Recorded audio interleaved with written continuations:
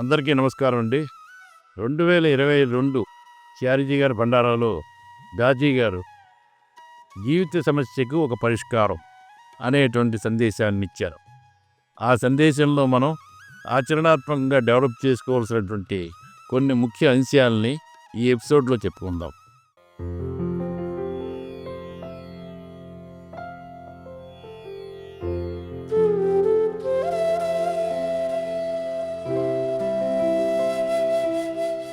గాజీ ఇలా అన్నారు, పరతత్వంతో విలీనమవడమే యోగం యొక్క ప్రయోజనం. ఈ విలీనానికి సంబంధించి మేనేజ్మెంట్ నిపుణుడైన సోదరుడు ఐజాక్ ఎడిజెస్ ఒక నిష్పత్తిని, అంటే ఒక రేషియోని ప్రతిపాదించారు. అది ఏమిటంటే బాహ్య సమగ్రతకి అంతరంగ విచ్ఛిన్నానికి నిష్పత్తి. బాహ్య సమగ్రత అంటే మన చుట్టూ ఉన్న వాతావరణంతో మనం ఎంత సమగ్రంగా ఏకమై ఉన్నామో తెలిపేది. అంతర్గత విచ్ఛిన్నం అంటే మన అంతరంగంలోని అలజడి, గందరగోళం, అపనమ్మకం, మాస్టర్పై సందేహం మరియు మన వినాశకర ప్రవృత్తులు. అంతర్గత విచ్ఛిన్నం ఎంత తక్కువగా ఉంటే విజయం అంత ఎక్కువగా ఉంటుంది. ఈ సూత్రం సంస్థల కోసం ఉద్దేశించబడినా అది మనకు వర్తిస్తుందని, లక్ష్యంతో విలీనం అవ్వడంలో, శాంతిని పెంపొందించుకోవడంలో మనం ఎంతవరకు విజయం సాధించామో ఈ నిష్పత్తి ద్వారా తెలుస్తుందని గాజీ అన్నారు. అంతర్గత విచ్ఛిన్నం నుండి బయటపడడానికే మన శక్తి అంతా వృధా అయిపోతే మన ఎదుగుదలకు అవసరమైన శక్తి ఎలా ఉంటుంది? ఉదాహరణకి, ఒక వాహనం ఇంజిన్ బ్రేక్ హార్స్ పవర్ శక్తిని వాహన చక్రాలకు అందిస్తుంది. కానీ ఆ శక్తి కొంత రాపిడి వలన, కొంత సరఫరా అయ్యే క్రమంలోనూ, మరికొంత వేరే కారణాల వలన నష్టపోతే వాహనం బాగా నడవదు. అదే వాహనాన్ని చక్కగా మెయింటైన్ చేశామనుకోండి, తక్కువ శక్తినే కోల్పోయి ఎక్కువ శక్తి చక్రాలకు అందడంతో వాహనం బాగా నడుస్తుంది. అలాగే ఏ వ్యవస్థలోనైనా శక్తిని హరించేది ఆ వ్యవస్థలోని విచ్ఛిన్న తత్వాలే. అందుచేత మనం అంతరంగ జటిల తత్వాలతో తలమునకలై ఉంటే లక్ష్యంతో విలీనం అవలేము. ఈ సమస్యకు సహజ మార్గం ఒక పరిష్కారం అందిస్తోంది. అది ప్రభావవంతమైన హార్ట్ఫుల్నెస్ సాధన.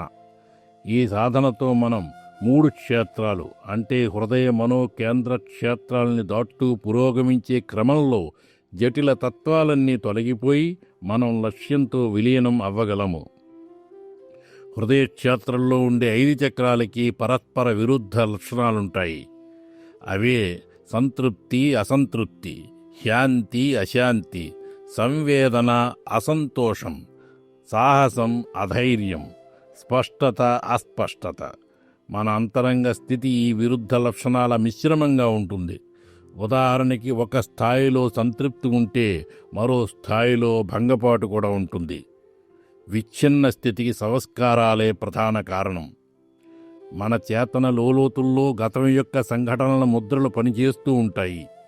వర్తమానంలో జరిగే సంఘటన గతంలోని సంఘటనతో పోలి ఉంటే ఆ సంస్కారం మొట్టమొదటిసారిగా ఏర్పడినప్పటి ఉద్వేగం ఏదైతే ఉందో ఆ సంస్కారాన్ని మరలా అనుభవంలోకి తీసుకువస్తుంది. మనకు గతించిన సంఘటన గుర్తున్నా లేకపోయినా అంతర్లీనంగా ఈ ప్రక్రియ అలా జరిగిపోతూనే ఉంటుంది. గతానికి సంబంధించిన ఈ ఉద్వేగాలు మన ప్రస్తుత ఆలోచన విధానాన్ని ప్రభావితం చేస్తాయి. గతంలోని ఇష్టాయిష్టాలను బట్టి ప్రస్తుత విషయాల పట్ల ఇష్టము లేదా అయిష్టము ఏర్పడుతుంది.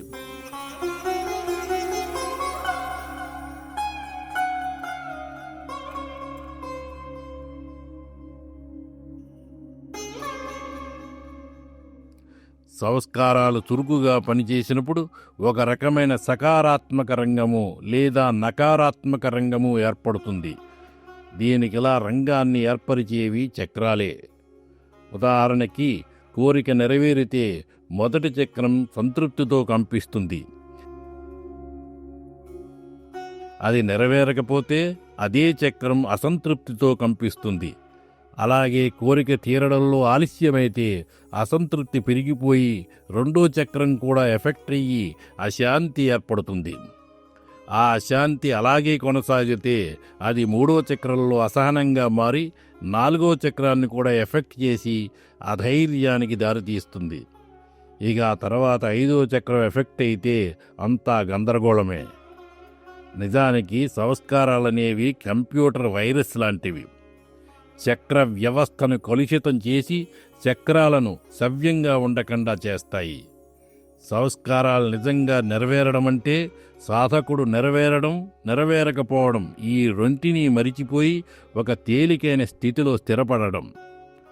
ఆ స్థితిలో హృదయ క్షేత్రపు పరస్పర విరుద్ధ లక్షణాల మధ్య ఊగిసలాట తగ్గిపోయి సమస్థితి ఏర్పడుతుంది. లోలకం అటు ఇటు ఊగకుండా మధ్యలోకి వచ్చి ఒక చోట ఆగిపోయినప్పటి స్థితి ఏర్పడుతుంది. దానినే పూజ్య బాబూజీ అది ఇది అన్నీ పోయాయి అన్నారు. అంటే ద్వంద్వాలకు అతీతంగా సాధకుడు సాగిపోయాడని అర్థం. ఈ స్థితిని అవ్యక్త గతి అంటారు. అంటే ఆ ద్వంద్వాలు వ్యక్తం కావు, కానీ వాటిలో వ్యక్తమయ్యే సామర్థ్యం ఇంకా ఉంటుంది. మరియు అవి సందర్భానుసారంగా మనల్ని ప్రోత్సహించడానికి మరియు హెచ్చరించడానికి వ్యక్తమవుతూ ఉంటాయి.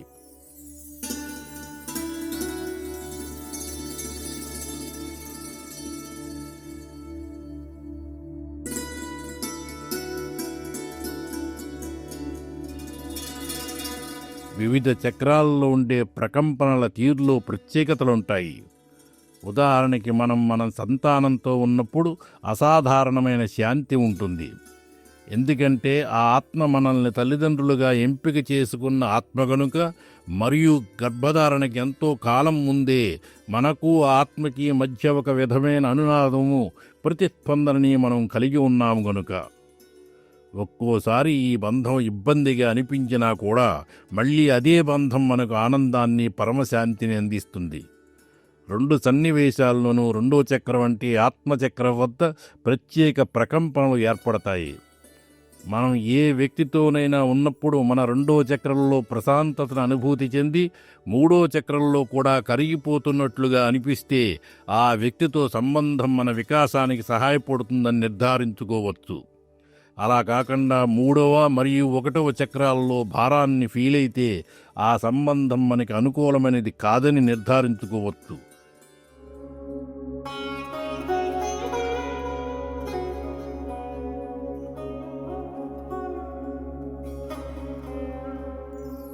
జీవితంలో కొన్ని నిర్ణయాలు తీసుకోవాల్సి వచ్చినప్పుడు రెండు మహాపర్వతాల మధ్య నలిగిపోతున్నట్లుగా అనిపిస్తుంది.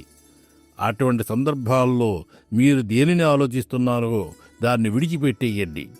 అలాగే ఏ వ్యక్తి సముఖంలోనైనా మీరు ఆత్మచక్రంలో ప్రశాంతతను కోల్పోతే సాధ్యమైనంత వరకు ఆ వ్యక్తితో సంబంధం పెట్టుకోకండని అన్నారు దాజీ. హృదయక్షేత్రంలో 5 ద్వంద్వాలుంటే మనోక్షేత్రంలో ఒక ద్వంద్వమే ఉంటుంది. అది ఆయన, నేను అనే ద్వంద్వం. నేను అనేది ఎంత తక్కువగా ఉంటే ఆయన అనేది అంత ఎక్కువగా ఉంటుంది. అంచేత మనల్ని మనం చెరిపేసుకుని కేవలం ఆయన మాత్రమే మన జీవితాన్ని ఏలేలా చూసుకోవాలి. ఆయన స్మరణ ఒక్క క్షణం కోల్పోయినా చింతించండి అంటారు బాబూజీ. దాజీ ఇలా అన్నారు, ఆయన సిగ్నల్ ఎప్పుడూ ఉంటుంది, కానీ మనమే మన సెల్ ఫోన్ని ఏరోప్లేన్ మోడ్లో పెట్టి ఆ సిగ్నల్ అందకుండా బ్లాక్ చేసుకుంటాము. అలా బ్లాక్ చేయకుండా మనల్ని ఎల్లప్పుడూ ఆయనతో అనుసంధానంలో ఉంచేది మన ప్రేమే. భౌతిక క్షేత్రంలో ప్రేమ ఇంద్రియాల ద్వారా కామంగా వ్యక్తమవుతుంది. అది తమోగుణ సంబంధం. మనోక్షేత్రంలో ప్రేమ ఉద్వేగపరంగా వ్యక్తమవుతుంది. అది రజోగుణ సంబంధం. రజోగుణంలోని అస్థిరత ప్రేమికుడిని అనిశ్చిత స్థితిలో ఉంచుతుంది. ఆధ్యాత్మిక క్షేత్రంలో ప్రేమ భక్తి దిశగా ఉన్నతంగా ఎదుగుతుంది. ఆ పరమాత్మతో అనుబంధం ఏర్పడిన ఆ స్థితిలో మమకారాలకి, దైవీ గుణాలతో సహా అన్నిటికీ అతీతంగా ఎదుగుతాము. అదే సత్వగుణం. శ్రీకృష్ణుల వారు భక్తి త్రిగుణాతీతమన్నారు. ఎందుకంటే గుణాల మొత్తలో ఉన్నంత వరకు భగవంతుని నిజమైన అర్థంలో సమీపించలేము. వ్యక్తిగత కోరికలు, ఆకాంక్షలు, ఆశలు లేకుండా ఉండే స్థితికి భక్తి పరిపక్వమైనప్పుడు గురువు యొక్క మానసిక గర్భం ప్రభావితమై ఒక నూతన అస్తిత్వాన్నంటే స్పిరిచువల్ ఎంటిటీని బ్రైటర్ వరల్డ్లో జన్మించేలా చేస్తుంది. ఆ విధంగా మనమందరము మనదైన దివ్య అస్తిత్వాన్ని సిద్ధింప చేసుకోవాలని అంటారు దాజీ. చెట్టు రావాలంటే బీజం అదృశ్యం అవ్వాలి. ఆధ్యాత్మిక అస్తిత్వం జన్మించాలంటే నేను అనేది అదృశ్యం అవ్వాలి. మనలో మనం గమనించే విచ్ఛిన్నకర స్థితి అసంఖ్యాకములైన సంస్కారాల వల్ల ఏర్పడుతుంది. త్రిగుణాలు మన స్వభావానికి రంగులు పూస్తాయి. హృదయక్షేత్రంలోని 5 ద్వంద్వాల కారణంగా జటిలత్వం ఏర్పడుతుంది. ఈ జటిలత్వానికి సమాధానం ఇదే, ఆయన నేను అనే సరళమైన ద్వంద్వం.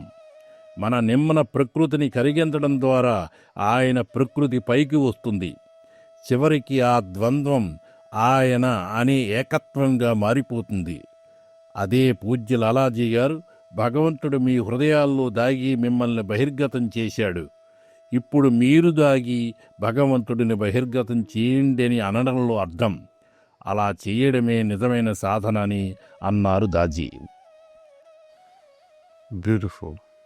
So we all have potential to become exactly like the Master. What do we need to arrive at that message that we have shared? It's all about that mastery over life. Please read this and try to highlight what disintegrates you from inside and focus on what can integrate us. And that's only one thing that can integrate us from inside, and that is our practice. Thank you all. Thank you. 2023 charge గారి బండారాలో దాజీ గారు ఇచ్చినటువంటి సందేశం next ఎపిసోడ్తో చెప్పుకుందాం. అందరికీ ధన్యవాదాలు.